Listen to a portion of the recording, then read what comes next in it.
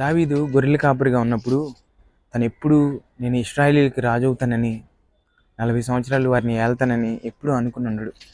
కానీ ఇశ్రాయేలీయుల మీద రాజు అయ్యి గొప్ప రాజుగా తను వెలుగొందాడు.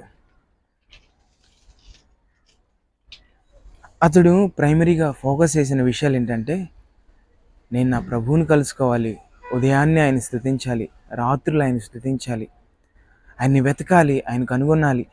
ఈ విషయాలపైన తను ఫోకస్ చేస్తూ తన జీవితంలో ఎక్కువ గడిపినట్లు మనం చూడగలుగుతాం.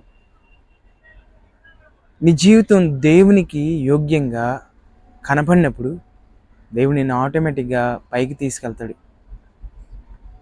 ఈ దినాన క్రైస్తవ సమాజంలో సంఘాల్లో ఉన్నటువంటి ఒక బాధాకరమైన ఒక విషయం ఏంటంటే, స్థానాల కొరకు, పదవుల కొరకు, పెత్తనం కొరకు జనాలు వెంపర్లాడటం చాలా బాధ కలిగిస్తుంది. అంత ప్రయాసపడాల్సినంత అవసరమే ఉంది. దేవునికి నువ్వు నేను యోగ్యంగా కనపడినప్పుడు దేవుడు మనల్ని వాడుకోడా?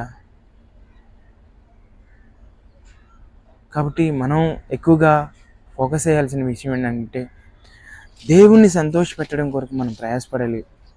మిగతావన్నీ ప్రభువే చూసుకుంటాడు. ఎలా వాడుకోవాలో, ఎక్కడ వాడుకోవాలో, ఎలాంటి స్థితిలో నిన్ను ఉంచాలో అవి ప్రభువే నిర్ణయిస్తాడు.